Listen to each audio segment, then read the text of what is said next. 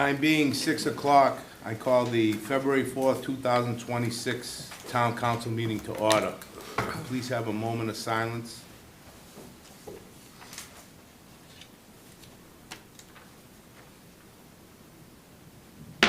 Please stand for the pledge of allegiance.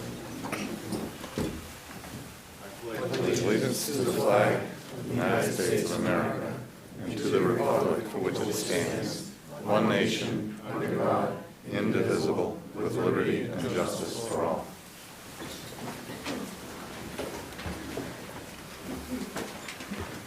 Okay.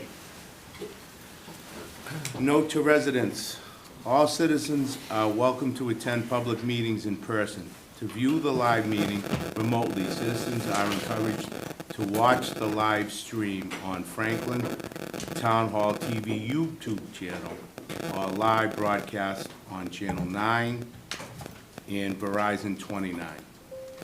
To listen to the meeting remotely, citizens may call in using the number 1-929-205-6099. To participate in the meeting remotely, citizens may join the Zoom webinar using the information provided below.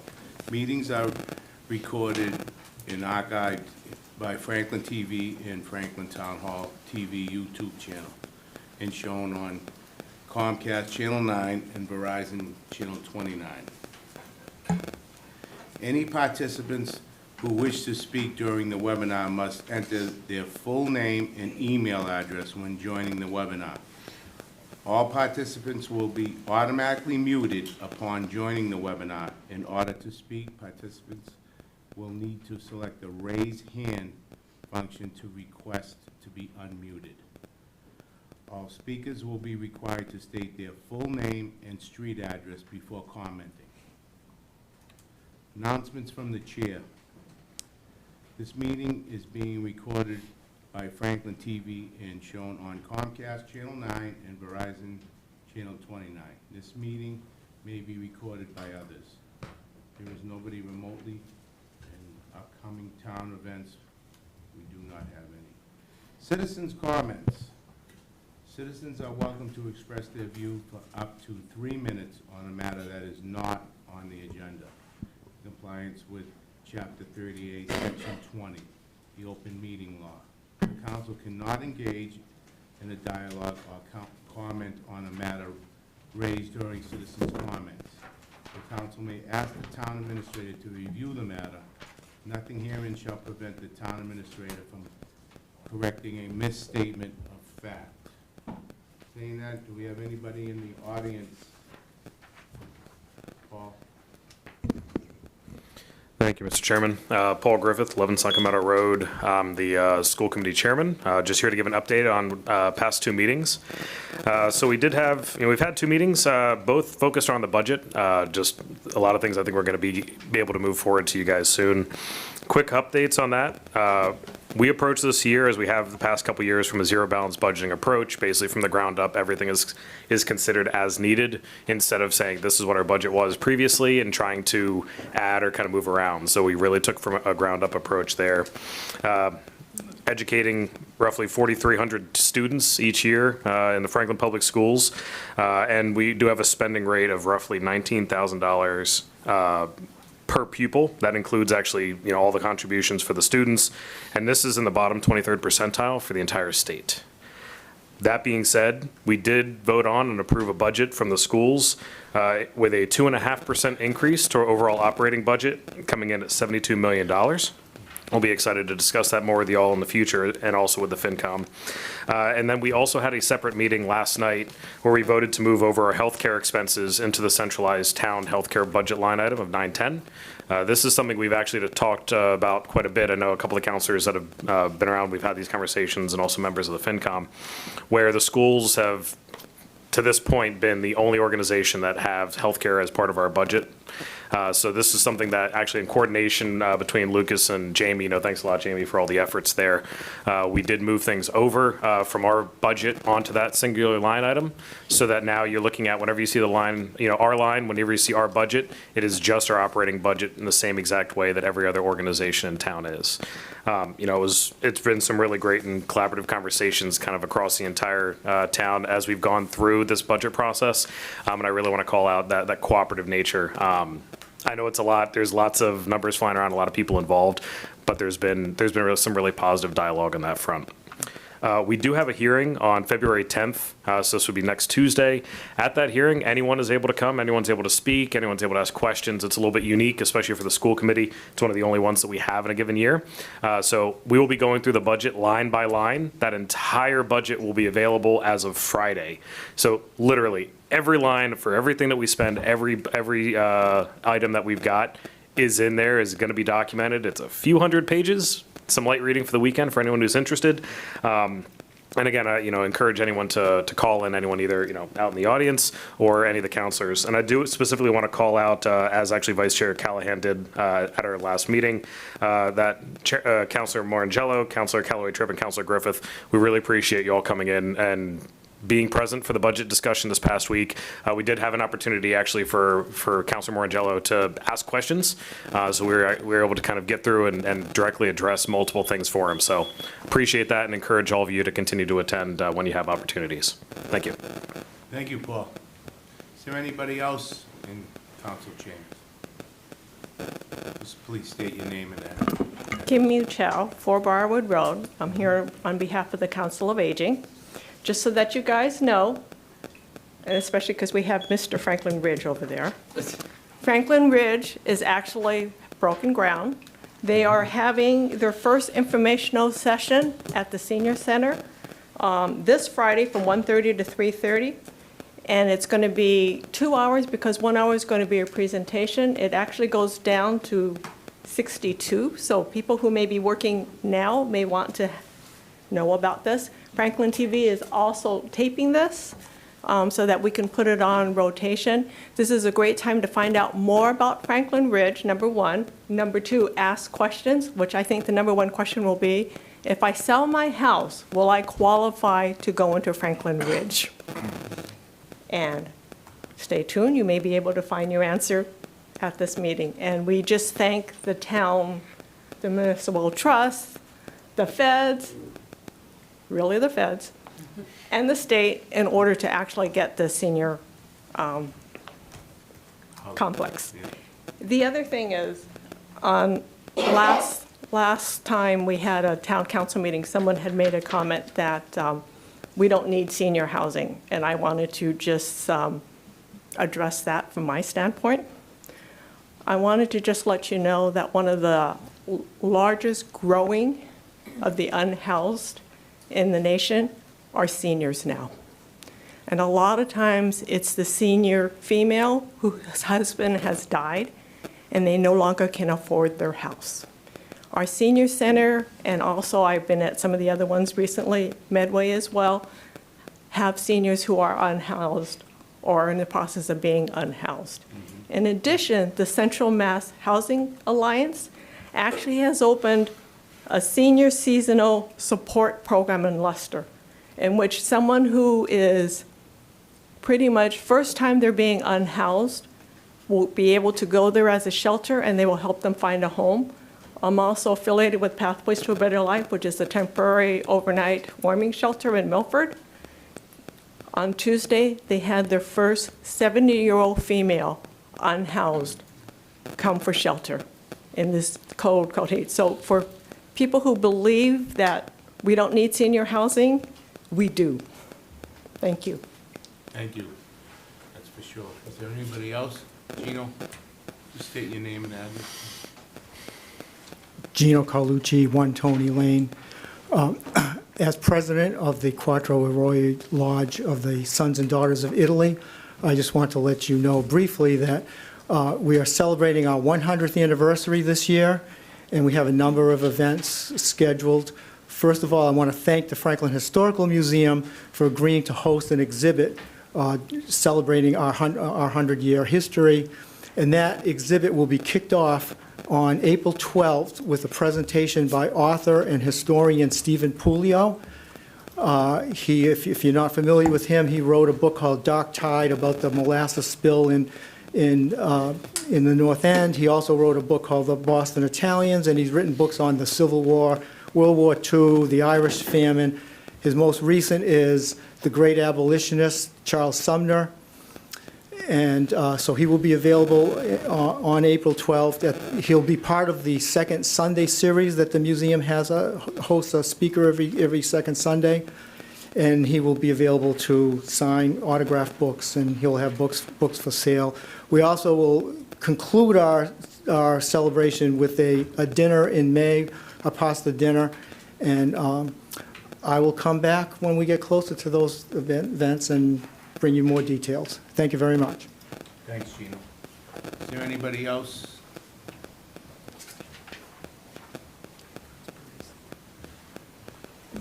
Thank you, Mr. Chairman. Brutus Kennereggi, DPW Director. I want to give you guys an update, and the folks at home, we're pretty close to spending our snow budget this year. You might notice we had a pretty big one a couple of weeks ago.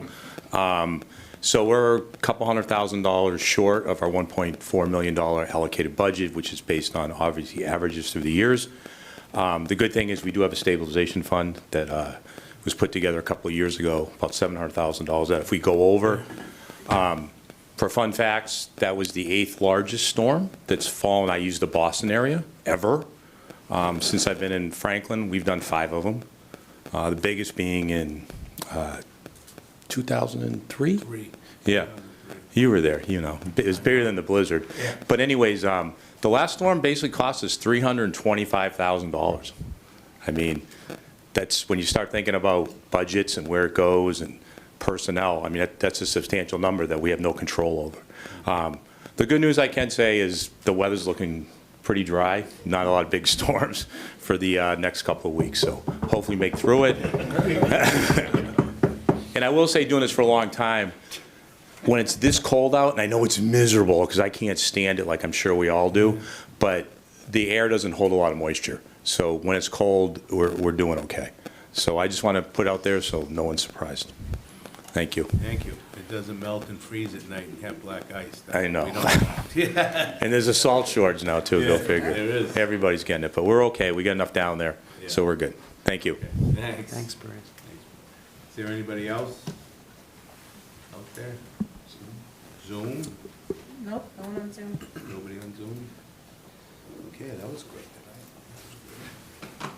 All right, next item on the agenda is approval of minutes. I will entertain a motion for the minutes on December 17th, 2025. I'll make a motion to approve the minutes from December 17th, 2025. Second. I have a motion and a second. All in favor? Aye. Opposed? Motion passes. Okay. Proclamation and recognitions, we have none. Appointments, we have none. Public hearings, we have none. License transaction, none, we have none. Presentation and discussion. Discussion on 2026-27 Town Council Town Administrative Goals. We'll start off with Jamie. Yeah, so through you, Mr. Chairman, my remarks are pretty short. Just for the folks at home, there's a list provided in the packet that reflects, I think, some of the issues from the last council that are on the front burner, in addition to a handful of things I think this council has already talked about, like the ad hoc charter subcommittee and a few other items. So this is really up to the council how you want to develop a list. You know, I assume if you get done with the list tonight, that's great. But I think you know, everybody should just be able to put out there what ideas they have, and you know, we'll try to work with you on whether some of these things are feasible, whether we have the bandwidth and the money for them, whether we prospectively might or might not. I did invite some of the department heads that might be impacted by some of these, so if folks have questions, some of the department heads here to answer questions. So yeah, that's it for a nutshell. I did include, by the way, and the second item on the agenda is not really an item. There was some conversation about a strategic planning exercise, which is really more of a vision, values, and kind of purpose driven exercise. The town does not have to do this. The town of Westford just did one. The town of Rentham is actually presented their final report last night. And so a lot of communities go through these exercises in times of division or difference of opinions. Obviously, bandwidth and money is at a premium.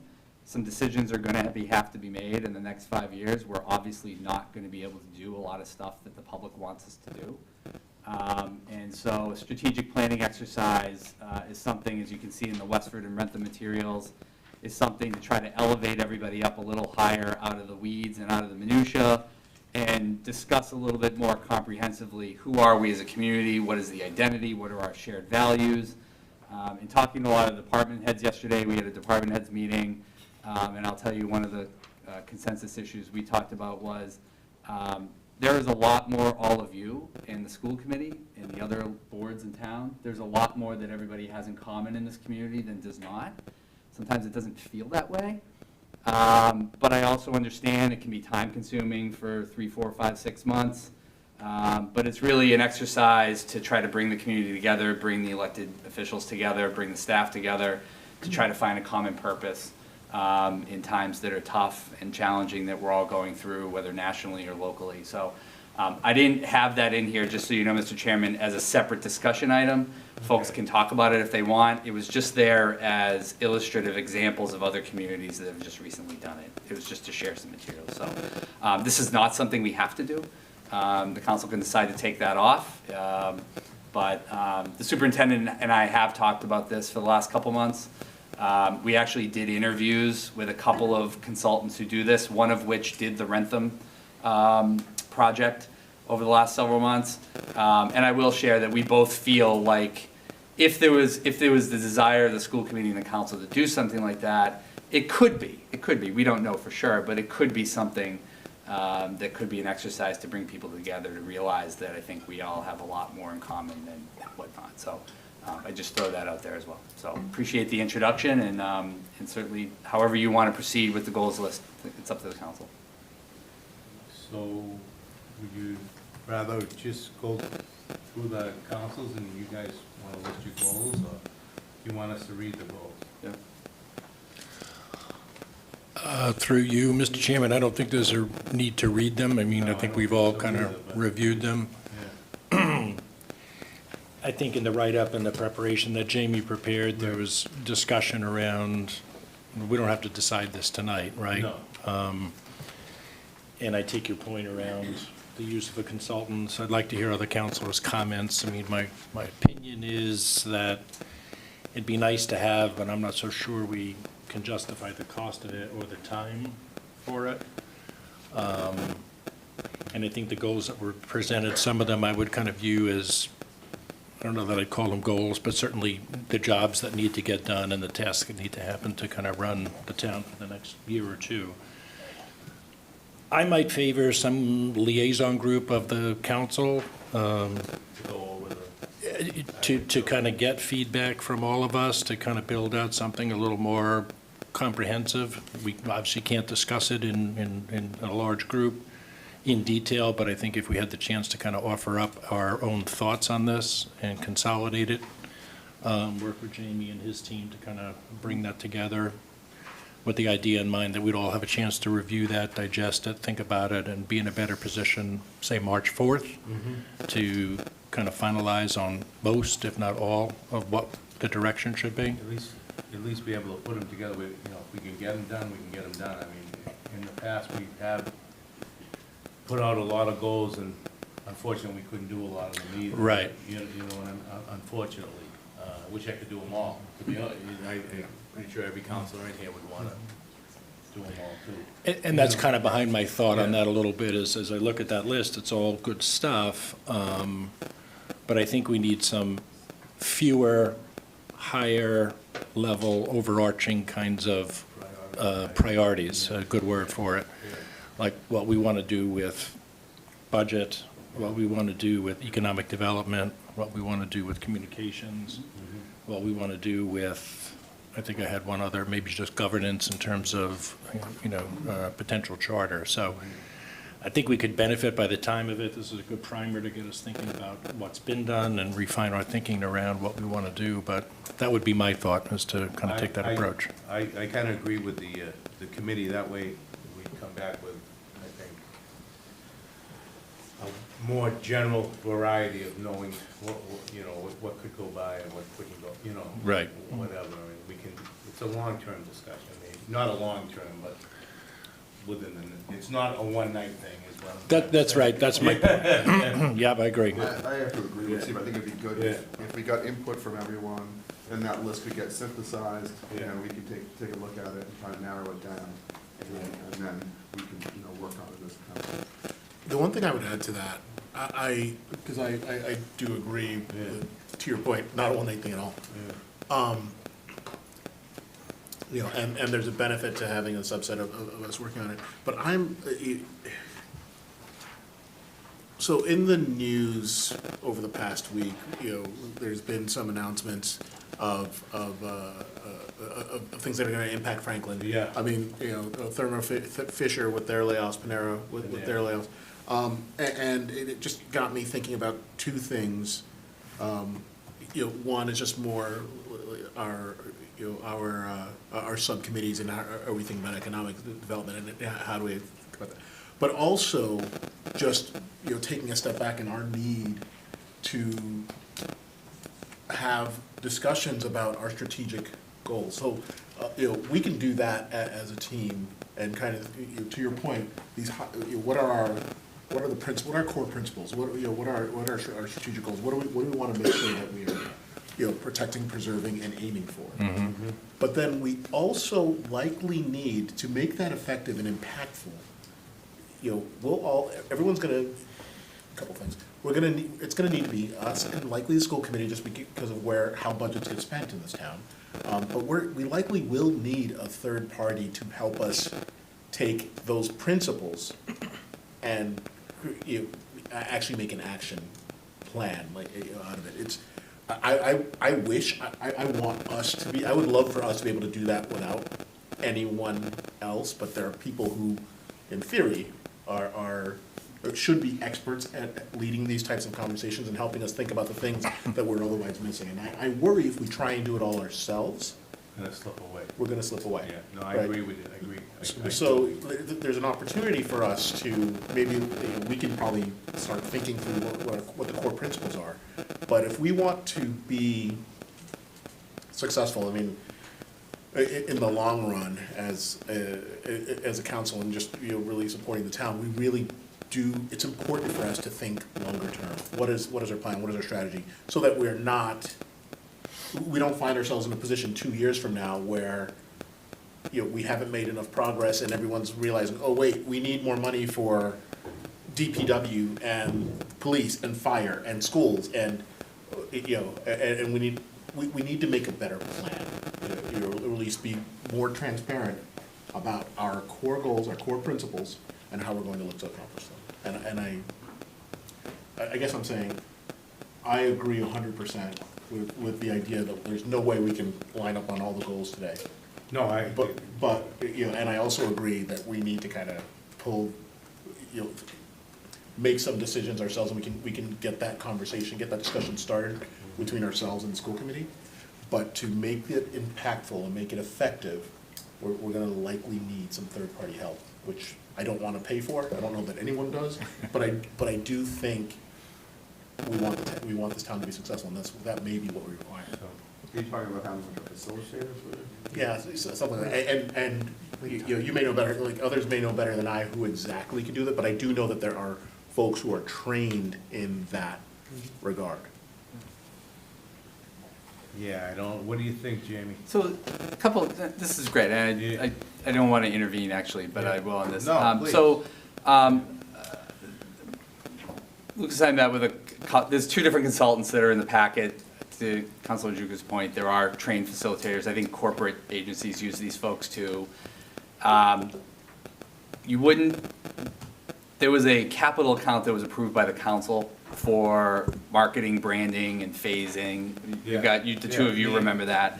And after the marketing project got a little controversial, we basically postponed that. I think Councilor DeLorco and Councilor Cormier let you know that.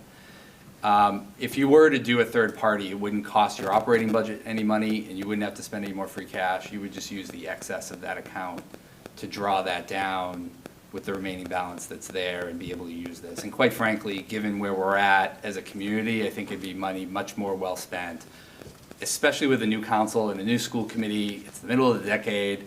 You got 5 years outlook. You're gonna get a 5-year fiscal forecast next week. If you were gonna do something like this, now is definitely the time to do it. If you do wait a couple years, you could still do it.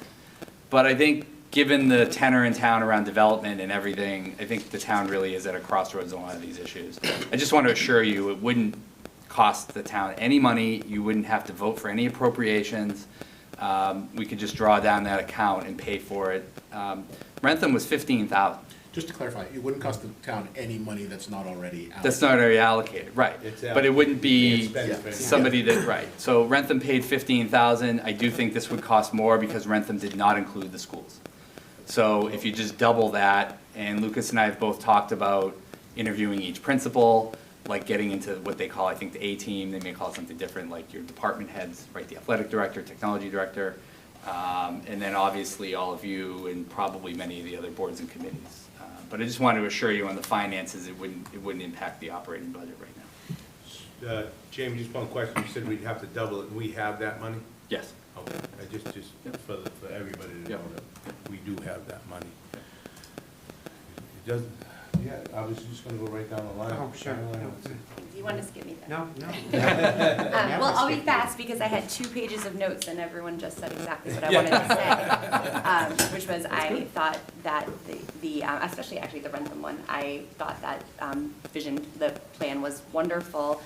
And I think that's something really critical for us, but I was very worried about the money. I didn't want to pull out $15,000 to $35,000 and tell the town, you know, hey, we're gonna spend this on a consultant to come and talk to us about our goals. I wanted to see that be done in-house. But knowing that we have the money in the marketing and branding account already, which as Jamie knows, I was already going to object to, because I know that is one of the goals, and I was gonna say, I feel like that is something we can scratch off the goals list already, because that's gonna be far too expensive and not something that's necessary for the next couple of years. But so knowing that we can repurpose that money Repurpose is a good for word. something like this, I think that's, I would love to see us do that. Because I think that we do need to bring in the schools, the other boards and committees for the town. Finance. And finance, yes, and get Finance. everyone aligned, make sure that we have all the voices at the table to figure out, you know, where it is what we want to go and build our goals off of that. So my 2 pages of notes, very quickly put, and I'm done. No problem, thanks. Ted? Thank you, Mr. Chairman. So I think we're wordsmithing a little bit here. Yeah. I think council goals is a little bit different than long-term vision, long-term planning, long-term, you know, what we want for the town over the next 5 years. So I think we have to be maybe a little bit careful how we talk about that stuff, because Jamie's outlined here in the packet, and we're already late because it's February, right? Normally, council goals would be set by now. So I already feel a little anxious that we don't have necessarily our direction for this year, and more importantly, our staff don't have the concrete direction that they need and deserve for this year. So from my point, having sat here for a few years now, I think the council goals as outlined by the town administrator are a great place to start, because it gives direction and it gives focus. Things can always be revisited, but I do think the longer-term plan with the consultants and looking at 5-year fiscal forecast, hearing from department heads, involving the schools, involving other committees, really kind of rolling our sleeves up and figuring out who are we as a community and where do we want to go. I think that's all really important, and glad to hear we still have money in that marketing account to cover it, because that will be, I think, a little bit more digestible for the public to be able to understand where this is getting paid for. I don't think we can do it ourselves. I think having a third party to lead that and potentially sort of mitigate any conflicts, right? Or any, like, you know, this stuff can get emotional, and people can get, like, you know, protective of their space and protective of their stuff, and having someone that's trained in how to de-escalate those things and move things forward, I think is really important.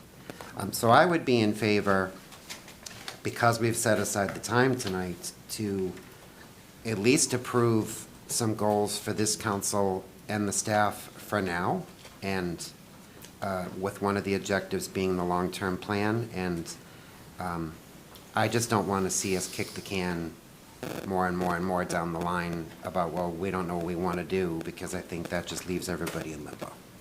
But, thank you, Mr. Chairman. Councilor LeBlanc? Councilor Cormier-Ledger said exactly what I wanted to say. We do need a set of goals that is short-term. When I say short-term, 26, whatever year we're in, I can't remember. Yeah. 26, the rest of 26 and 27. So I guess the only question I always have for you to, Mr. Chairman, to Jamie, is this list of 3 pages, is this too daunting a list for you and the staff? I guess, because ultimately, this is the list. Yeah. Is it too many things on this list? I mean, you There- made it, so. There are not too many things on this list, and the reason why is, I think, to Councilor Malloy's point, some of this, like the Beaver Street Interceptor, is not gonna be things you're gonna be dealing with Right. until the closeout. So some of these are very, very limited time, but we have to finish the project under budget, on time, right? So Right. they are a big deal. This is not a daunting list that's here. And I did that intentionally because this is the stuff that was on the burner. Also, some of the stuff you all had mentioned that we agreed to, and then I figured tonight you guys would have a lot more input to share in there. And notably, on economic development and some of those issues. This has been a transitionary time where Mr. Taberner retired a year ago. It took us 6 months to get Marina on board. Amy Fragulietti did the economic development before, and I did it as deputy town manager before her. So we really don't have anything on that, so it's an open discussion for that topic. And I know there's some master plan elements in there, but as written right here, I don't think that this is a daunting list. And the last quick thing I'll say is, obviously, the finance section is mostly stuff that's just in process that we do. But as you probably have already figured out, if not, you will, you know, a really solid half of your meetings at some point this year involve finance, and probably a third to half of them will be all finance. Next week will be all finance. The actuarial and the audit presentations is like almost an entire meeting, right? So when you add that up, that's already baked into your schedule. So, you know, I think that section probably will be more time than what's written here, but this is not a daunting list for us to accomplish. Okay. And to your point on the economic development stuff, I mean, everyone knows that's a kind of a passion. It's one of the reasons why I'm sitting here, is I want to try and find a way to do economic development. While there's not a lot here, that I am confident that that subcommittee or liaison or whatever, wherever we land, will come out with much more detail, but as long as it's addressed. The only other thing I would say from a finance perspective is I would like there, and I think this, you said, Jamie, this year was the first year we did a 6-year capital plan. I don't think we've ever, is this the first year we did a 6-year? We've done, yes and no. We do have a 10-year for facilities, and there are, like, technology as a 10-year. Okay. But we did look out 6 years, and we're trying to build that out to really have everybody have a 10-year. So we did Okay. take a step forward from a basic 5-year. The charter requires the 5-year, by the way. Okay. So this is the first year we've done 6, and we hope next year it'll basically be, look at a 10-year plan, right? Okay, I guess that Continue to then you grow. answered my question, which is, I'd really like that to be one of the goals, that we get to a 10-year Yeah. capital plan by this time next year. I would like to Yeah. have that be one of the goals. And again, it lands on your plate. That's, I just want to make sure. That's, Actually, their plan. yeah, it lands on their plate. Yes, I understand that, but we're not doing it. They're doing it. I Just a just, shout out to the bleachers in the back. correct, yes. So, Piece of pie. Those blades. but really that'd be good the plan. only change I have to this list, but I do Carrie's think like, no. we have to have a list, No. and this would be our list, so, thank you. I'm all set. Thank you. Councilor Mondell? Thank you, Mr. Chairman. Actually, strategic planning is something I've been passionate about for a while. I've been bugging Jamie for a while on it. I actually took a class in my intro to public administration class at Bridgewater. I had Dr. Lewinberger. She made me make a strategic plan for my life. And so I actually had to make a mission statement. I had to do a SWOT analysis on my persona. And it was actually a very useful exercise, and it really helped me a lot. But it really is not something that's very simple. You really have to have someone external because you have a lot of blind spots to be able to do it. So I'm full support of doing a strategic plan, but I also want to make sure we pass a set of goals tonight. I don't want to kick the can down the road. This is why we're here, and it's already February. So I'm just going to dive right into it. I did work on, I did put out an unscientific poll for people. We had 150 responses. And just keep in mind, I have to keep in count, both what's popular, but also people who might be underrepresented as well, who might not have taken the time to fill out a poll because they're busy working 2 jobs, et cetera, et cetera. So the first job is in that vein is, I was wondering if we could get a fixed bus route for Gatra in addition to the current on-demand service. The other one, I mean, the biggest thing I was hearing, I think we had like 89 people who talked about the desire for sort of more objectivity in the budget process. And so I have some language here. I did send it to Ted, so he has it. But I'm just going to read it out loud. Starting in FY 2028, TA recommended budget funding for departments with 10 FTEs or more shall be based on and justified by an objective, data-driven budget narrative analysis, including how much services are used, cost per use and efficiency ratios, what factors drive costs up or down, what higher or lower funding would mean for service levels, why the funding level makes sense versus other major departments given overall budget constraints, and how Franklin's metrics compare to at least 3 comparable communities with a written rationale for selecting what makes a community comparable that eliminates selection bias. I just think we already do a budget narrative. It's already there. Most of the stuff's already in there. I just want to make sure that when people read the budget narrative, they know why things are funded the way they are. And so I think this would go a long way to making people feel like there's more trust and transparency. It doesn't single out any department other than maybe the smaller ones, because I don't think, we start with 10 or more FTEs. And this is a negotiation, so I'm willing to amend. Is that something that is amicable to you, Jamie? Or Mr. I can't. It's okay. Call me Jamie. Yeah.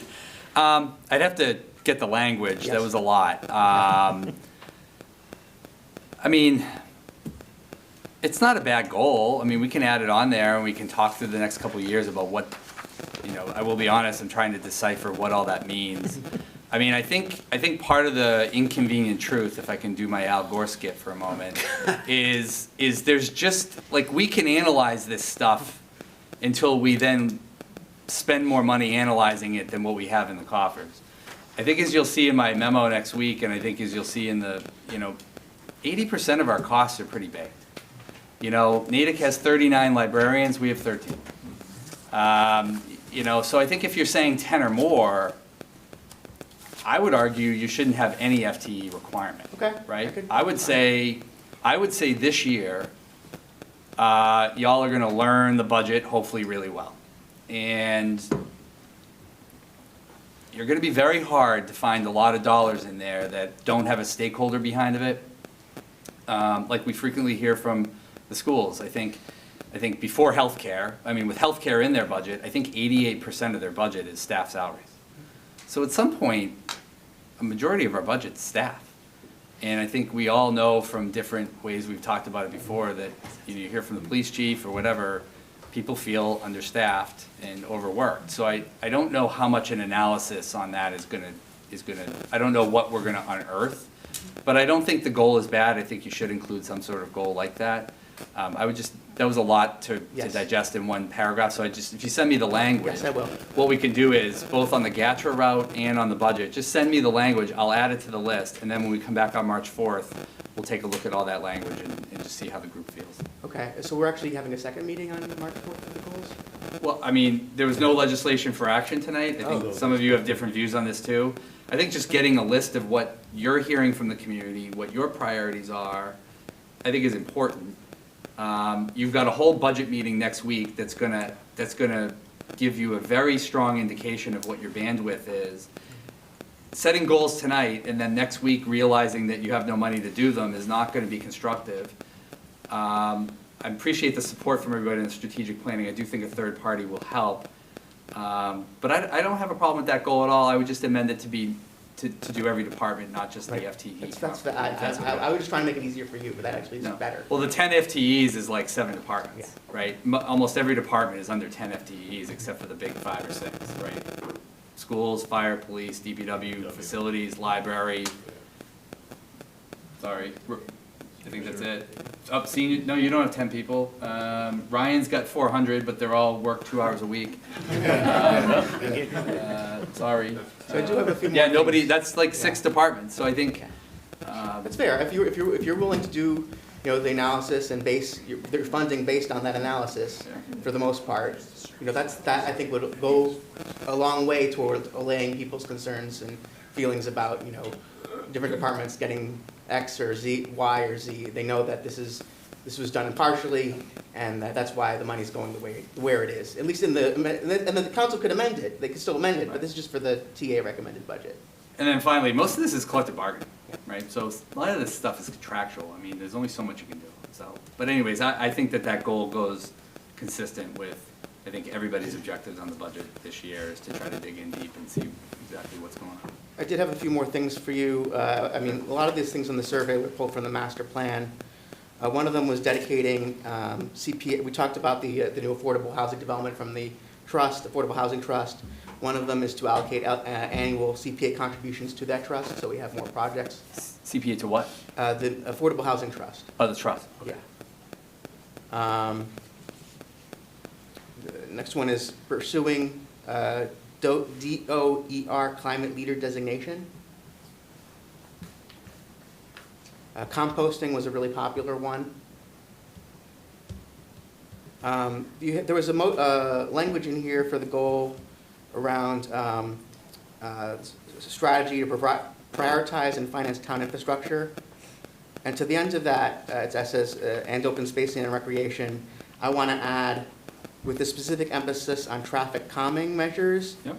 improvement at key intersections, annual accessibility audits, and ADA compliance improvements. And some of that's federally required. Yep. And the final thing, this is it, I promise. I noticed we have a lot of plans that, so we have the affordable housing plan, we have the strategic plan, the master plan, the mission, and I wanted to eventually maybe, add in a mission values in the future. Doesn't have to be this cycle, but I think we should have a 10-year cycle so we know in year 1 we do this, year 2 we do that, year 3, and every 10 years it repeats. So we don't get caught off guard when, oh my God, we have all these plans to do it once. And I'd like to add to that, I realized why. I realized I had ADA twice, but ADA transition plan is one, housing production plan, facilities assessment, capital improvement, anything that's regularly occurring, just putting it on a list and saying, okay, this is when it's due. You're gonna send me an email with something? I will. Thank you. Is that it? That's it. That's all I yield. Okay. Councilor Callaway Tripp? I agree with pretty much what was said down that side, and I also agree with what was said down this side. So, I do think we need to set something like Ted said, because everyone needs a direction, otherwise we're all just sitting here twiddling our thumbs, and next thing you know, it's June and nothing's been accomplished. I don't have a problem with setting some of these goals as like a 6-month type thing to get something set with direction, but I do think that we need to organize them in form of priorities. I also agree with having a liaison, because I do believe, with the amount of people I've spoken to, we all do want the same thing. We just all have different ideas of how to get there. And sometimes when you look at the ideas, the direction is actually the same direction, but the way one person is explaining it versus the other person, no one's stopping to listen truly to what's being said, because they're so like, no, this has to be the way. I know, I'm one of those people, I get very headstrong, and I'll be the first to admit it. So I ask people, prove me wrong. If you can prove me wrong, I'll be absolutely no problem to say, okay. But I think having that middle person would be able to specify. My question would be, My only two goals is to bring the town together, honestly, and make sure this budget is something that's gonna be sustainable. That is what I care about. That is why I ran. If we did this type of a thing and we had a liaison come in, would there ever be an opportunity to have it as a public meeting where residents could come to the microphone and speak with the liaison present, so the liaison can also hear what the residents have to say, not just what was done in this survey? Because like, I understand the survey, but I also, when I looked at the survey, and I had asked, when we were doing it, some of the answers could be construed differently than how you did when you answered them. So, I think it's important to also have people feel like they can come up to the microphone to that liaison and say, this is what we want, because that person could say, well, you know what, that's exactly what they're trying to do. You're just looking at it in different aspects. If we really want to bring the town in, we should incorporate an open meeting to allow them to communicate with that person. Yeah, I think, through Mr. Chairman, I think, I appreciate that, Councilor Calvary-Tripp. So yes, if people are behind the strategic planning third-party idea, you know, we could have them come in after you set your short-term goals, right? To Council, I think everybody's point, if you have the 2-year goals, you at least have a sketch, right? And while the community is going through a process for several months, we can still get some of these goals done. I mean, they're gonna happen anyways, just by the nature of meetings. There'll be a public portion to it. I'm giving you a very high-level scenario. What they do is they do questionnaires to the department heads, some of the town boards, like Council on Aging, Library, the school department principals. They'll do internal interviews for a while. Then they come in public, and all of these strategic planning meetings are generally done in public. And I'm sure there's a portion that we can bake in, like one meeting or an hour, a meeting over 2 meetings or whatever. We can put that in the contract to say the consultant will have a couple of public meetings. They may also do public meetings without any of you. They could do them, 2 of them at night, and there's no elected officials in the room. They're, right, so some of that is intended to get the town hall out of the way, right? The politics, let's be real. You know, the social media politics, the trolling and stuff. And they just go to another place like the library or the DPW facility room, and they just invite residents in or other boards. So there's a lot of flexibility in how we can do this.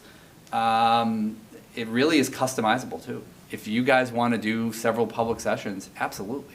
Obviously, the price will go up, but I'm just saying we can do it in a variety of ways.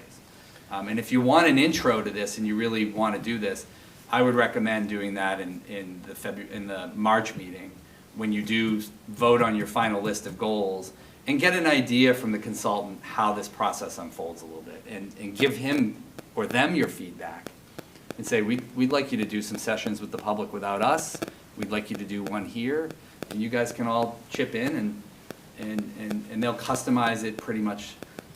Westford and Rentham did not use the same consultant team, and they didn't use the same process, because their needs were different.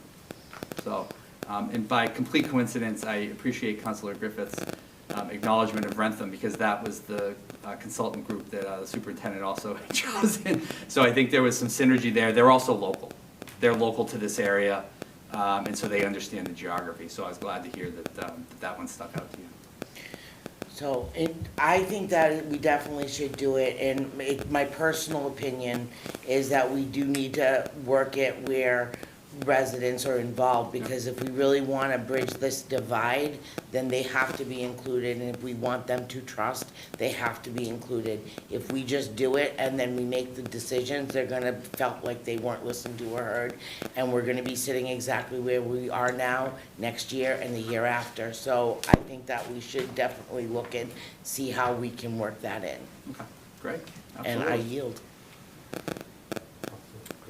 So, I was kind of a little bit all over the place on this as far as I'm confused with it, because I think, in my opinion, we're mixing terms between goals and objectives. And what I see here is a lot of objectives. Objectives are short-term, they're measurable.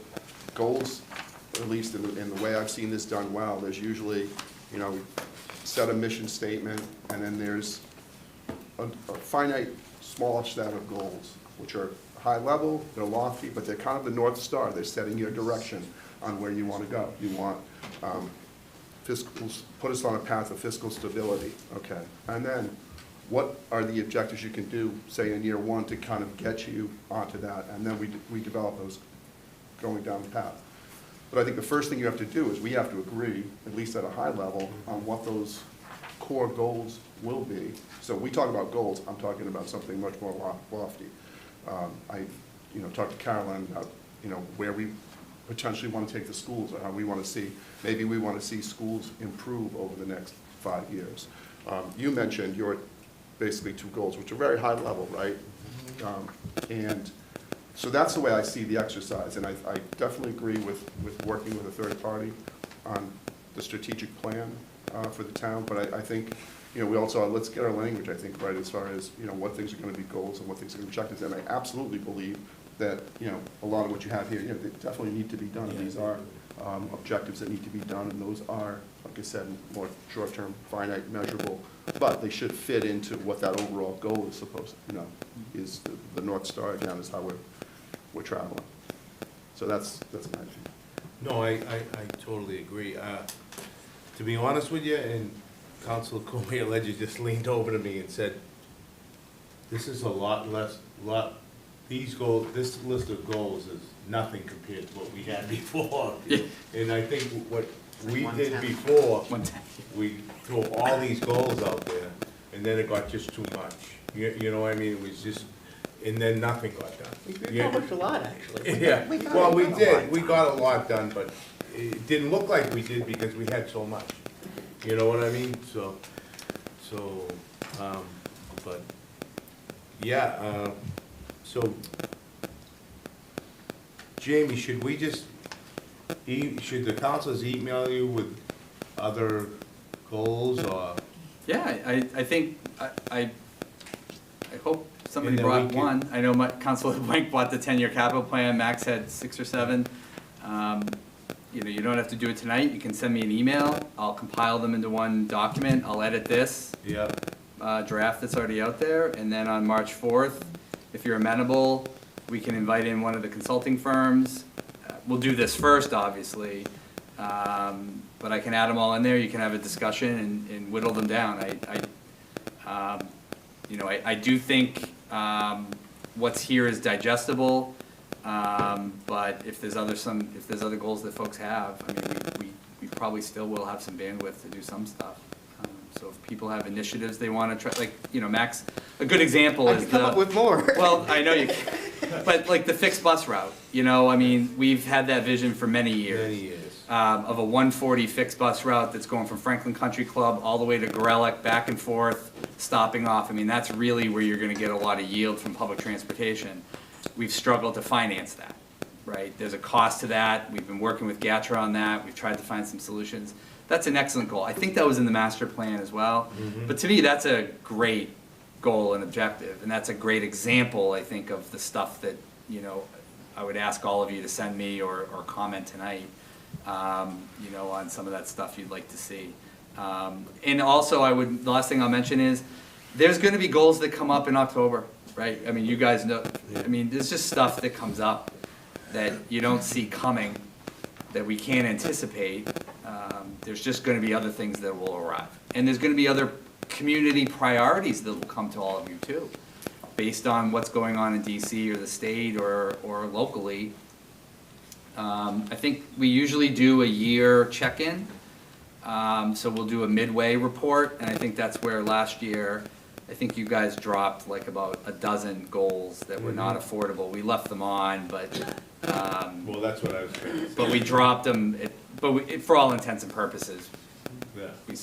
we weren't able to finance them. I will say, some of the climate stuff is gonna be hard about a climate leader. We had that last year. You know, a few of these are gonna be challenging, and I think we'll talk about that on March 4th. I'll circle back with the team and see, you know, how much money does it take to become a DOER climate leader certificate, right? So So do you think you could get the people to come in March 4th? I'll definitely call them, yeah. Yeah. I'll call them tomorrow and see, and they can give you an idea of what this looks like, and then the council can make a decision whether to think that move would forward be or not. And I'll invite the helpful. superintendent too, to make sure he's Yeah, here as well. that'd be helpful. I think that would be very helpful. At least we'll know which direction, you know, if they help us. I don't know how everybody else thinks, but. I think it'll define a lot of who you are now as a community. I think there's a lot of concerns about affordability. There's a lot of concerns about, you know, people moving to town, people leaving town. You know, I think there's a lot of that. And the last thing I'll really say on this is we did meet with the school committee chairman this week, with the superintendent, and we did agree that when DESE comes here, the state education agency, on March 18th, the superintendent, Chair DeLorco, Chair Griffith, and I are gonna try to figure out, after that presentation, maybe there's some other work we can do while the school committee's already here for that presentation. So maybe this flows kind of nicely for the next month or so while the team's putting the budget together. Yeah, that was a great meeting. It was a good We meeting, kind of absolutely. got a lot accomplished that day. Can I just ask one question? Sure, go ahead. If we get the people, the liaison to come in and do a meeting, and you said you're gonna invite superintendent, Yep. can we also invite the school committee, because they should also be part of that whole Absolutely. presentation and discussion, because we're gonna work together, we need to be starting at the beginning. That's right, To avoid open meeting. that's right. Yeah, oh yeah, they'll have to post it. Yep. Yes, Thank you. sorry, Yeah, no, go ahead, Steve. Steve Sherlock, 13 Magnolia Drive, Community Affairs Director, Franklin Matters, Franklin Public Radio. Yes, to clarify, because I did have that sidebar, having participated in the school committee meetings, it is their plan to have a meeting scheduled for March 18th. So there's no issue with open meeting law to have the joint meeting for the two of you. Secondly, I'd also remind you, and I appreciate the terminology, because terminology is key. And if you think back on what a consultant would do, consultant as a liaison facilitator, that's been done a number of times. And thereby, the open space planning had community input. A whole number of comments were put in that, and they're still in the doc. Master plan had the same thing. Whole bunch of community input is in that doc. The housing plan had a similar process. So to the extent that people are sitting here, and not just you, and saying, we don't have a direction, we don't have a plan. The master plan is designed for 10 years. Housing production plan is designed for the future. We're not recognizing what's already been done. So the facilitator, I think, can start with those pieces, make it a quick and easy discussion to get to the prioritization, and then add the finance layer, because respectfully, some things are going to be possible, some things, as much as we want GATRA, unless we get some money, where's that going to come from, right? So I agree with the direction. Terminology is going to be key, because the next thing you're going to do is going to have to be really engaging with the community, because there's a number of folks saying, well, master plan, while it got a whole lot of input, didn't get enough, respectfully. And in order to get away from the divide, we need to get everybody together. So terminology is going to be key. How are you going to get people to look at the goals and objectives that are already in the master plan, already in the housing doc, already in the other places, to get together to go forward? That is your number one objective, I think. That's why you got voted in to do this. And just a quick plug, we're here for TV and radio to help you do that. Thank you. Thank you, Steve. That's one of my goals is communication, so it's on there already. Good, Mark. Thank you, Mr. Chairman. Mark Minichelli, 31 Longfellow Drive. Good evening, councilors. I was thinking about the facilitator, and Jamie, we have so many professionals here in Franklin. I wonder if we could do a quick reach out to the community, maybe save a few tens of thousands of dollars.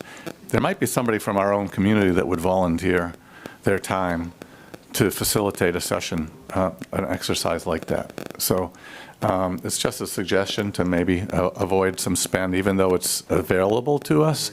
If we can get somebody from our own community to help facilitate, that would be great. I also wanted to advocate for the GATRA bus. I realize it was on the last session's agenda for a couple of years and didn't make much progress, but we've got a new team this year. I'd hate to remove things that we think are valuable because we think they're difficult. So the GATRA bus, I would love to see that left on the agenda. I'd also love to see the climate leader community goal left on again as well. I know that was another one that was not achieved during the last session, but I also believe it's valuable.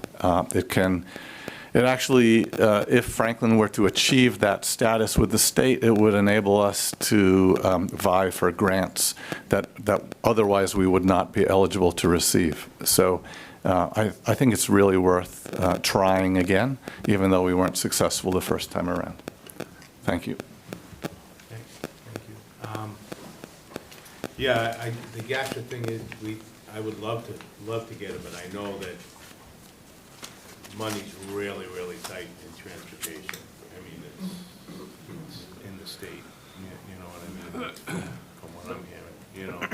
Could you use advertising dollars to raise money for the GATRA bus, for example? That would be a legal question, I don't know. You know. Well, somebody has to then go do that work, Yeah. right? I think behind every idea is, you know, a lot of work. Not that I just want to, and I know Mark wasn't mentioning this, you know, we're not shy from doing things that are hard. In fact, we, I think as an organization, lean into the harder things. But I think as you'll see next week in the budget model, you know, there's some pretty hard choices coming up. And until that gets to a sustainable place, you know, there will be the grand ideas. We actually have made a lot of progress on the GATRA bus route, not from moving it to the place of being able to get the money to do it, but from realizing where we can't. And a lot of that in GATRA is subsidized, I think, to your point, from the state government. So we'll have to see how the state budget comes out on this stuff too, but, you know, but that, I still love the long-term vision of it. I think it's still something that's very highly supported in the community. I think it would make a huge difference. I mean, everybody complains about traffic, but really, if you had a bus route on 140 going back and forth for, you know, 8 hours a day, errands, and a lot of things could get done, you know, but, you know, obviously that's a long-term goal, but 8 years ago, we had long-term goals and we got them done, so you gotta start somewhere. So I agree with Mark on a lot of that. I just want to manage expectations a little bit.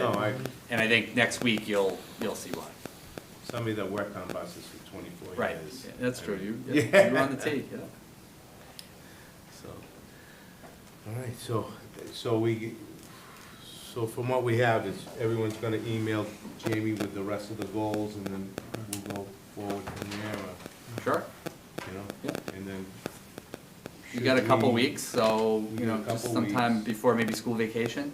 Should we set up- Do we want to talk about a subcommittee? Yeah, that's what I was just gonna say. I think we should. I think we should, go ahead, Mark, that's what. And just email him individually, do not copy everybody else, Right, please. right. I think we pretty much all got that so far, so. Put a small group together. I would say we put a small group together, that's legal. Then you gotta right? post a meeting. No, we do. How small? I mean, I don't know, just send Why an don't you email, form just a send me an subcommittee email with or what you anything? want, like, it's just a quick email, like, just, Max already did it.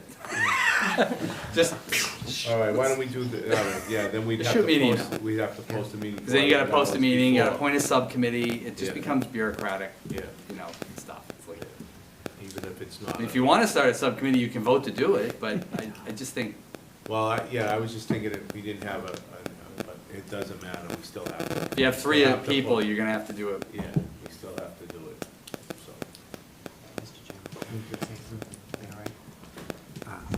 Thank you. I know I already spoke, but I wanted to, Mr. Sherlock and Mr. Minichelli kind of stole exactly what I was thinking. I think it's very important, Jamie, that we tell the consultants that we have these plans already in place. Oh, yeah. And we'd like to build on them. That will Right, definitely be a as part of it. opposed to starting from scratch, like Yeah. a ton of work, a ton of money has Yeah. gone into those, community input has gone into those documents are launching points, right? My other point that I think would be important to you, Jamie, is to say to your department heads that it's okay to dream a little. Right. That it's okay to come to you with an idea even if right now we don't have the money, right? Because the last thing that we want, at least the last thing that I want is for everybody to feel hopeless. Because that can get depressing quick, That's right? yeah. Like, people still need to feel like, okay, I run this department, I've been here forever, I know this is needed, I still want to advocate for it. It might be on the dream list, but I want to still be able to put it out there and have it be in writing and have the community get behind it. We've talked about a community arts center, for example, forever since I moved here, right, 10 years ago. And we're not there yet. It's a dream. There's so many pieces that have to fall into place, but I would hate to lose that up here simply because the conversation is, well, we don't have any money, right? Because then, I mean, you can always say that, right? We could say that for the next 50 years and we would, like, never get any dreams accomplished, right? They can't just be procedural type stuff, right? So I would encourage department heads to chime in and maybe send a few things to you. God knows Brutus has a long list, Yes, he does. right? I think most of them do, actually. And I know our friends at the library have lists, and our friends at the schools have lists, and all of these groups are just like, you know what, if these things weren't barriers, we'd love to do X. So I think that has to still be part of the conversation. So, I agree. That's great. Yeah, Thank you very much. No, I agree totally with great. Council Cormier-Ledger when you just throw everything at it. Because you want to walk in, when I walk into a meeting for my budget, and they say, really? That's what you want to hear, because I throw everything at them. well, yeah. But anyway, so outside of that, that's it, right? We're not, the strategy planning and everything, you're gonna bring that in next Yep, March those are just 4th, there as right? examples. You'll be Yep. working on that? Yep. So we don't actually have to hear these No. presentations then, Because Jamie? we're gonna They're hear just- it March oh, 4th, okay. right? They're just examples. Okay. So that would be great. At least we'll know, we'll get a better idea, you know what I mean? So I guess we're gonna move to, We're on 9 already? yeah, legislation for action. Resolution 26-08, adoption of amendments to the procedures manuals of the Franklin Town Council. Clerk will read the resolution. Thank you, Mr. Chairman. Town of Franklin Resolution 26-08, the adoption of an amendment to the Procedures Manual of the Franklin Town Council. Whereas the Town Council of the Town of Franklin by Resolution 25-82 adopted the Procedures Manual of the Franklin Town Council dated February 2nd, 2022, and whereas the Town Council now wishes to amend the Procedures Manual, said amendments being set out in Exhibit A attached hereto. Now, therefore, be it resolved that the Town Council of the Town of Franklin hereby amends the Procedure Manual of the Franklin Town Council dated February 2nd, 2022, by voting to adopt the amendments thereto set out in Exhibit A and attached hereto. You heard the resolution, do I have a? Motion to approve Resolution 2608. I have a motion, do I have a second? Second. Motion, second. Discussion? Mr. Councilors? Chairman, for clarification, I did receive via email some suggested edits, but those counselors would really need to present those as They have to edits amend it. so it can be voted on to amend, just so the procedure's clear to everybody. Okay. So that's discussion now, so. Council LeBlanc? So I am one of those folks that proposing a slight change. There's really only a few changes we made to this document. But the council meeting one, I'll read it. I don't know if you, well, I guess what I'm proposing is right now, the current, the newer language that we're suggesting tonight is that the meetings will commence at 6, they'll end by 10, and it requires 6 councilors' votes to have it continue beyond that 10 o'clock. What I'd like to propose for language in there is that that the regular meetings may not begin earlier than 6 p.m. That gives us some, they can start at 6, they can start at 6:30, they can start at 7. It's just not hard definition, it has to start at 6 o'clock. So the meetings will begin no earlier than 6 o'clock. Take away the 10 PM, I think what we were trying to achieve there is that meetings won't be longer than 4 hours. So what I'd like to propose is provided that an agenda item is not then under consideration, meetings shall be not more than 4 hours at any one sitting. In case we change the time to 6:30. Yeah, right, so we got 4 hours to do that conversation. And the other piece of it is that if we're in the middle of an agenda item, we will finish that agenda item and just not be taking another one up after that. So when we get to 3 hours and 50 minutes, if we have an agenda item, we're making a determination, is that sucker gonna get done in 10 minutes, or is it gonna take longer? So, but I thought that was important to put that in there. And then the other thing was, it did say a minimum of 6 counselors. I think that's a little on the high side. That has to be a supermajority. I think it should just be a simple majority, so that the language would read, unless otherwise voted by a majority vote of the council. So those are my kind of 3 changes, is that, again, it would begin not earlier than 6, it would last 4 hours, as long as we're not in the middle of an agenda item, and it would just be a simple majority to continue on after that 4 hours. I can put that in exact language and put that as an amendment. I second the amendment. So, yeah, so he said, so that he wants that as amended, and Max seconded.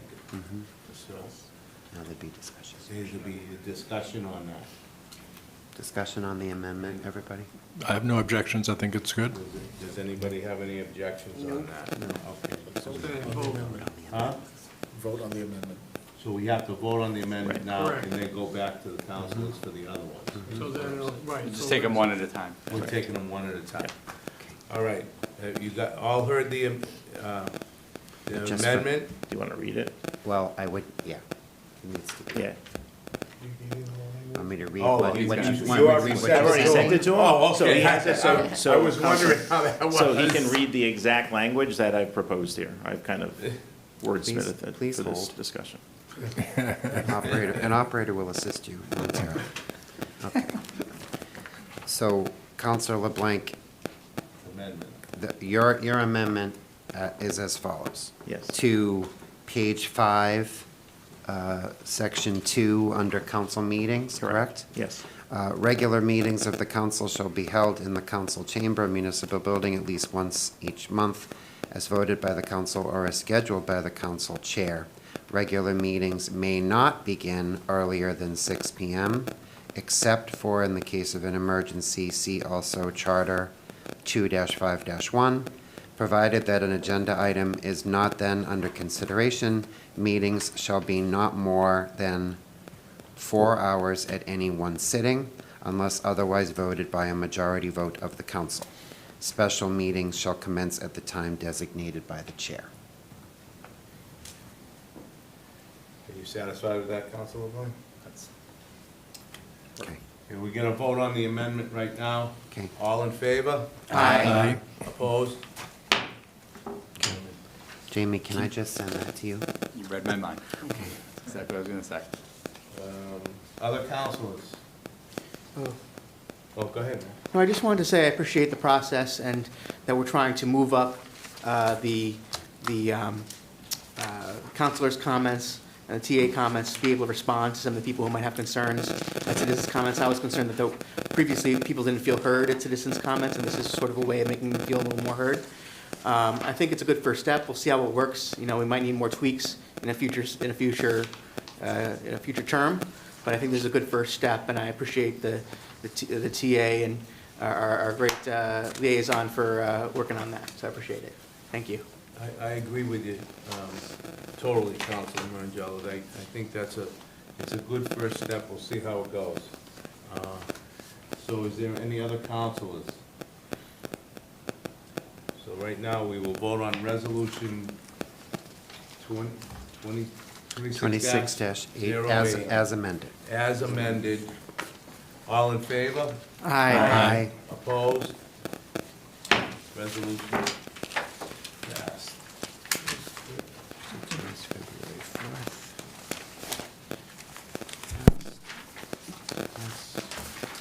Passed.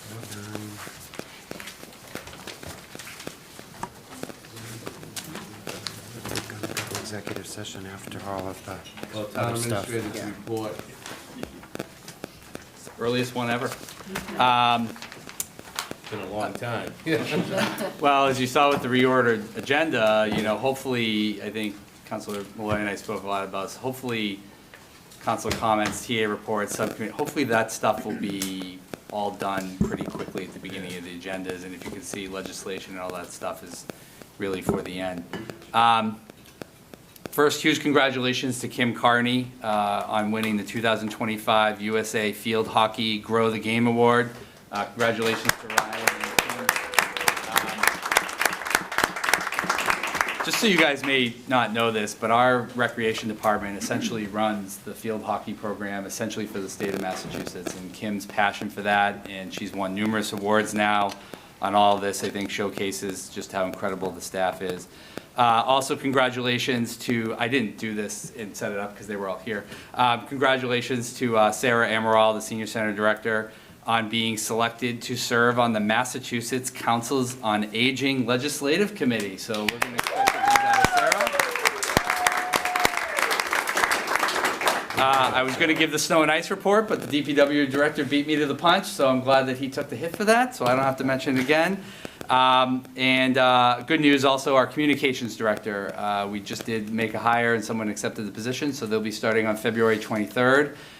Before everybody tries to dump every idea they've ever had on her, we'll introduce her at a meeting probably in March, and then assuming there's some communications liaisons at some point appointed, we'll try to bring that together. But I know she's extremely excited to be joining us. She is not as excited as Julie and I are excited to have her.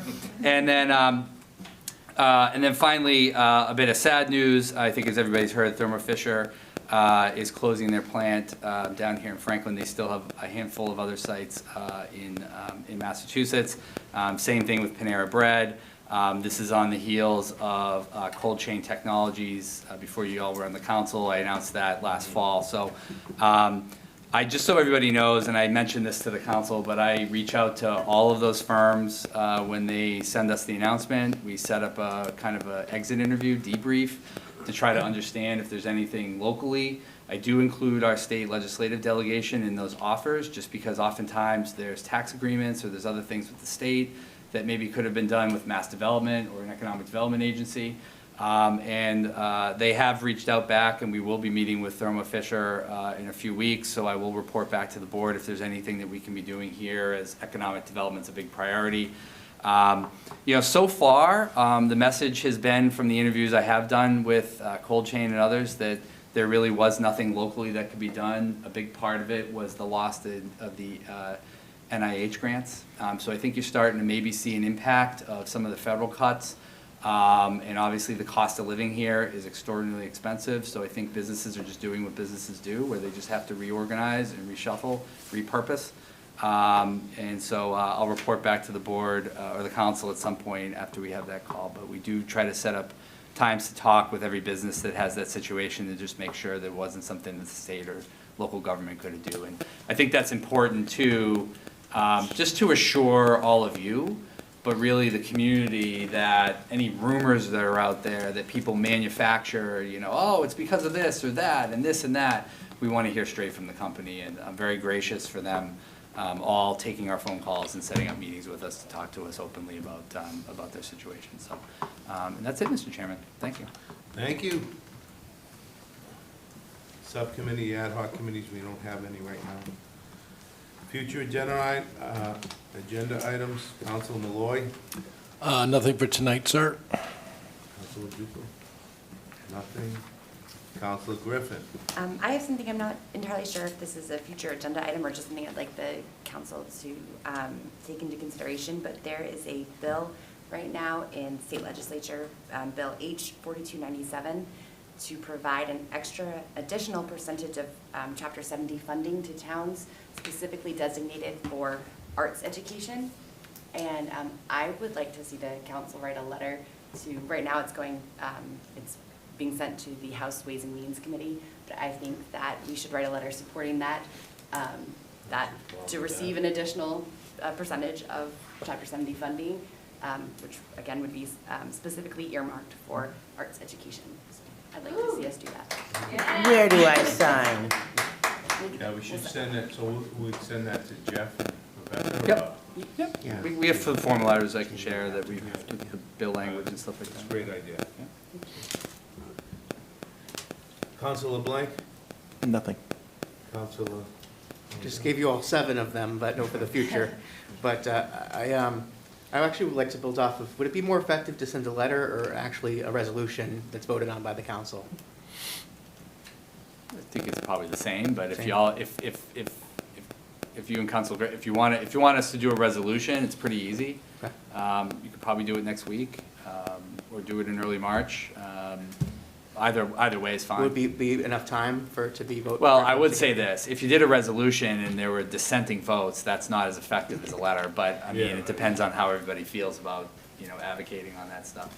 I mean, traditionally, the council has not done a tremendous amount of advocacy with Beacon Hill. I mean, they've done some, but if the council wants to do more of that, it can be productive. But it can also be counterproductive, so you have to, I think, choose your battles carefully. But I think hopefully on this one, there's consensus agreement. I'm pretty sure Counselor, I'll confer with Councilor Griffith and Yeah, you send me a as to note. what the best steps. either way, I think, as long as we get our name up there, which Right. is That's the is the important. main thing, Pretty sure Representative Roy's gonna fight for that anyway, but, so. That it, Max? Yes. Nothing at this time, except that I agree with Councilor Griffith.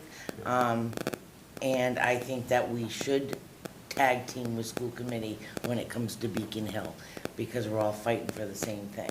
So uniform front always is the best way to enter any type of battle. That's it. Actually, it might be kind of an interesting thing. We're having a joint meeting, right? Could we actually have Yeah, a we could do it resolution then. by the joint meeting? Yeah. I did invite the legislative delegation too, because the state agency was here, so for protocol, I invited them and made sure that they were coming that night. So yeah, Maybe I got- would support putting it on the agenda for the joint Do meeting. that. Pretty powerful Yep. if we did it that way. That's a good It idea. seems pretty, and especially if they're there, Yep. if they come, so. But, yeah, that would not be a bad idea at all, Max. Okay? I would just be another vote in support of getting any additional help from the state for arts education and arts programming in town for our kids is a win, and I would definitely support a joint meeting in March, because I think it's powerful if we do it all together. As long as we can, between now and then, make sure that everybody is on the same page, so we all know that we're a unified front that night, and nobody's gonna stick out and, unfortunately sandbag the thing, because that wouldn't be good. Yeah. But I don't have any additional agenda items, Mr. Chairman. No additional agenda items for me. Nothing for me. So let's go to councilor comments. Councilor Malloy? None tonight, sir. Councilor Juco?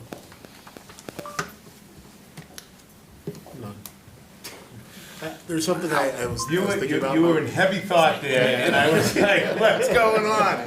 There is a topic that I will probably bring up next time. Okay. That's on my mind, just, it's more broader. as You were think about just how in we- heavy thought, brother, that's all.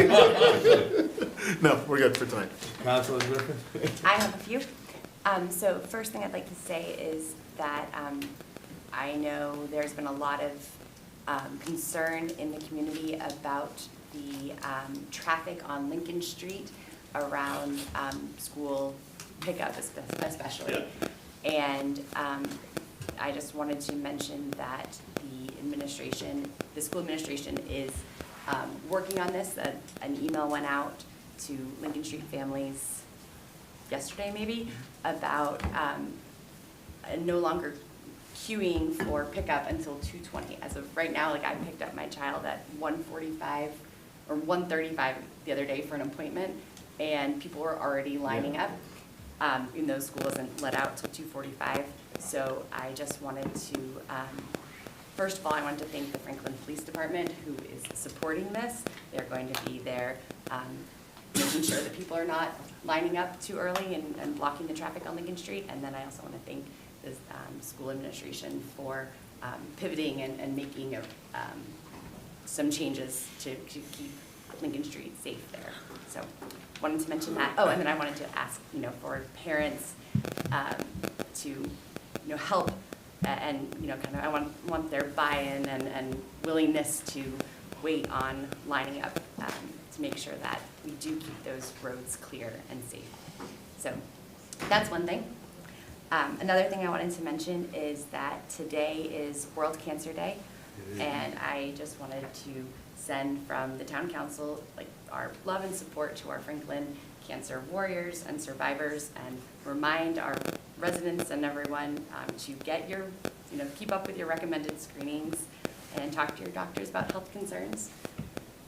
Something that we should always be keeping in mind, but as today's World Cancer Day, I wanted to mention it again. A couple other things is Franklin Fire Department's hosting a Stop the Bleed workshop on recognizing and controlling severe bleeds to help save lives. That's 2 days from today on the 18th. Franklin Rec Department is looking for teenagers who want to be leaders in training for their summer camp programs, which I thought was kind of neat. The Franklin Food Pantry is collecting through the 8th. They're collecting soup donations for their annual Super Bowl challenge against the Weymouth Food Pantry. So if you have soup donations, you can bring them to the pantry, or you can send things through their Amazon wish list. And the last thing I wanted to mention is that Scott Mason's Franklin and Miniature exhibit is still on display. It was supposed to end a couple days ago, but they pushed it out, so I think it's through the 15th. So if you haven't seen that yet, it's at the Historical Museum. So I wanted to just mention that too. And that's all I've got. That actually, the traffic thing actually came up at the meeting that we had with the superintendent, Chair Paul Griffin, and there is going to be a plan in place to try to get rid of that. Councilor Blaine? Just a couple things. One, I know when someone wants to put a sign up, they have to go in front of the Design Review Commission. But I also think we have to find a way to, I can't think of the word I'm thinking of right now, unfortunately, but also that if a sign's up, that a sign comes down when appropriate. For example, in downtown, there's a sign on the building that for a mortgage company that hasn't been in that building for ages. So if we're gonna hold people accountable about what they put on the sign when they're not in business, the sign should come down. I mean, that company hasn't been there for years, so I'd like to see us enforce those regulations in that regard as well. But the bigger thing is, next week, obviously, we're gonna talk about the budget. So I just wanted to take a few minutes to put, I guess, my stake in the sand before we had that conversation. What I do for a living is very financially driven. I have a finance background, so I look at things also at I do go down the deep rabbit holes, but when it comes to budgets, sometimes you have to stay at the high level. So I'm just going to outline what my expectations are for the budget, and kind of just rattle those off right now. So from an operating expense standpoint, for the operating departments, I'm expecting that all the contractual salaries are no more than 2.5% next year. I'm expecting the non-contractual salaries to be no more than 1% than they were over this year. This is everything based upon fiscal year 2026 approved budget. I'm expecting all expenses to be equal to or less than they were budgeted for this year. However, if there are expenses that would go over that, I would like a justification and the rationale for those expenses to be above what they were this year.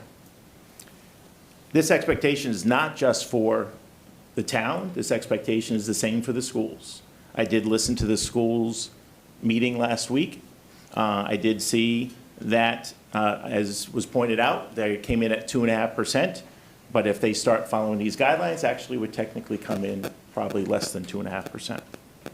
So that my expectation is the school would follow the same premise as well with their budget. I also would like to see in the budget restoration of these programs and/or services. 2 paramedics, 2 police officers, a senior center nurse, library hours returning on Sunday, and that the TA office is fully staffed. We just talked about our goals, and 1 person, 2 people that are sitting over there cannot do it all. I know there's a lot of rhetoric or complaints about paying this much or that much, but to run a company that's $150 million, it can't be run by 2 people at the top and all of these people. It requires a lot more. So I do believe that needs to be staffed. I do feel that we need to have a position from I'll say a full-time, but I'll take a part-time economic development. We have 3 companies moving out. It's about marketing. We need to fill those buildings. We need to build. We need to do a lot of things in town. We need to continue to develop downtown. All of that requires a focus, and right now there is not a focus on that. And the last 2 things, at least to add, I want to add trash pickup to the fields, which Councilor Cormier-Ledger may love that, and I want to make sure we return summer help hours to the DPW. So those are the things I'm going to be looking for next week, whether they're in there or not. Now, people are going to say, you just added a whole bunch to the budget. That is true. There will be one-time funds or that are tied to our free cash, and that's how I'm going to propose closing the gap with those dollars, is with those one-time funds. And the only other thing I'll point out is, it does relate to the school, and they took a step for that yesterday, and we talked about it, is obviously transferring the health insurance over to the town. It just makes looking at their budget a little bit simpler. And I would like to actually move the technology department out of that so that every single supporting department is technically sitting on the school side. So maintenance and facilities and all that stuff is already on the town side. Technology should be there too. So I would like to see the technology department taken out of schools and put back onto the town side. So those are the things I'm going to be looking for next week. And I just felt I'm going to put my stake in the sand now, and you all can move off of that stake as you wish. So I put my stakes in the ground. And with that, I'm done. Thank you. Thank you, Councilor. You actually took a couple of mine, but that's good. Well, I like steak, especially with some seasoning and some barbecue sauce. But no, I actually just had a question regarding random question regarding the issue at Lincoln Street. Is there a prohibition of students, like high school students, just kind of unrelated, high school students using the GATRA bus? Like if they wanted after school, if they were after school, did an after school activity, could they take GATRA home? I don't, well, it's on a fixed route, so I think it would be. No, the ride share, isn't it? It's a good question. I don't know. Because I just thought if people are, worried about having to pick up their kids, I don't know what the rules are for minors.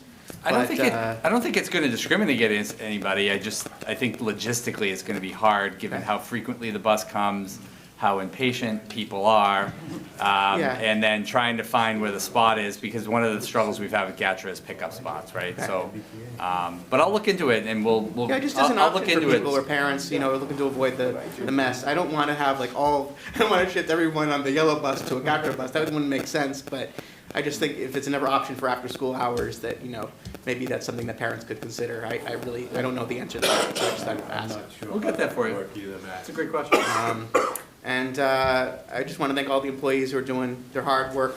I actually got to ride in the plow with Brutus. I got to take a little tour of the DPW, and that was a fun experience, and I got to learn a lot about what they do. And I know that it's really hard work, working those late hours, especially during a football game. So I want to let everyone know that I appreciate what they do, and with that, I'll yield. You're always looking for drivers, Max. That's right. Double time on Sundays, Max. Honestly, I don't have really anything at this time. I'm just anxious to start moving forward with the liaison and getting into the budget. And start looking at the numbers. That's about it. Well, you know I have stuff, Mr. Chairman, so, but thank you. Great job, DPW, great job to all of our staff, really, for getting us through some tough winter weeks. Want to quickly shout out and say congratulations to all the staff, crew, and the actors over at Franklin Performing Arts for a fantastic production of Steel Magnolias. I was able to take Mama C over there to see that as a special Christmas present, and it did not disappoint. The waterworks were in full effect, so thank you to everybody that made that happen. Thank you to, shout out to our friends over at the school committee. I know that they're juggling a ton, and the online comments, particularly through Facebook, have not been all that kind as of late. Dealing with the busing issue at the schools, dealing with some pretty sensitive bullying issues that they're tackling. I was really proud of the school committee members that stepped up online. There was one thread, I don't know if anybody caught it, it was 180 comments in, and it turned out the child didn't even attend Franklin Public School, they attend the charter school. But I was really proud of the school committee members that chimed in, offered their help, offered to work with our superintendent to reach out to the school, because at the end of the day, it's a child that's in need, and it's a family that's struggling, and we should do whatever we can to help them. I had a great meeting, you know, trying to better understand some of the school committee concerns and issues, as I always have. Getting together for coffee is way better than just pontificating on Facebook, so thank you to school committee member Reese. We had a great coffee. One of the things we talked about was expanding the after-school program in the buildings, and I know that that's not our purview, but I'm putting it out there to the universe, hoping our school committee friends are looking. This is nothing against the Solutions Group. Their license capacity is just too small. They can't service the needs of our town. They opened up, I believe it was yesterday, and again, within 24 hours, completely sold out.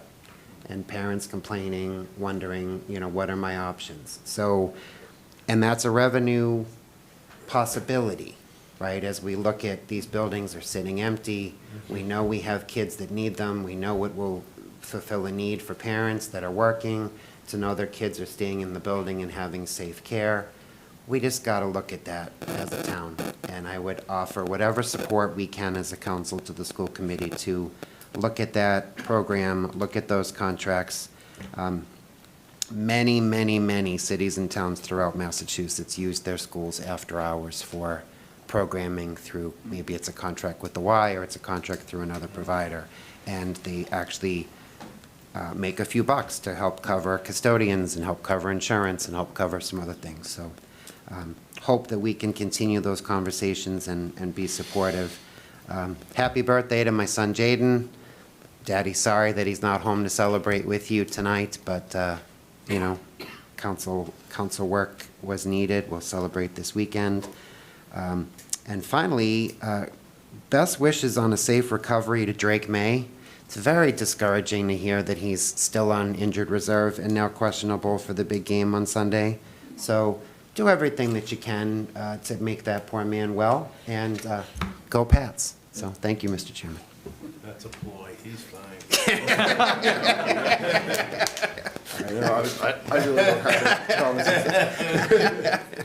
He's not on injured reserve. Yeah. But he is questionable with his shoulder. Yeah, I just want to just really quickly speak on behalf of 3 former Franklin residents. Those would be Ty Law, Yeah. Tom Brady, and Vince Wilfork. Yeah. And just say, go Pats. Yeah, it is, go Pats. No, just a shout out to the DPW, I know they did a great job, and the way I know they did a great job is because my son was supposed to fly back to Tampa Sunday night when it was snowing out, and of course his plane got canceled. So he needed a ride home, so he had to take my car, because I was at the airport. And he drove from the airport home, and he said the best roads were the town of Franklin. He went through the back roads, so give a shout out to the DPW, they did a good job. So, outside of that, go Pats again. I can't believe we're there, but we're there. We're there. Good luck, and the town of Franklin wishes you the best. So, with that, we do have a reason for executive session. So,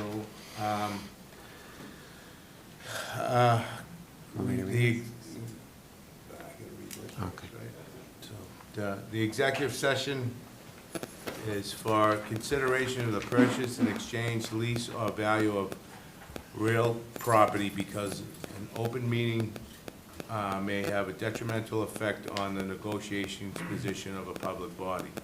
Former Davis Thayer Elementary School, former Parmenter Elementary School, other properties potential available for the town purchase acquisition. And we will not be coming back after executive. You need to declare,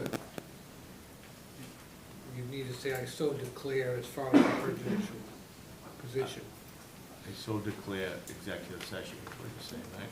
And then we will not be returning. Close enough. Yeah. And we will not be returning, right? Right, And there's we gonna will be a not- motion based on. So moved. what you said anyway. Yeah. Second. All in favor? Aye. That's a roll call? Roll call. Roll vote. call vote. Oh, boy. Aye. Okay. Counselor Malloy, Aye. Counselor Ojukwu, Aye. Counselor Griffith, Aye. Counselor LeBlanc, Aye. Counselor Morangello, Aye. Counselor Callaway Tripp, Aye. myself, yes. Vice Chair? Yes.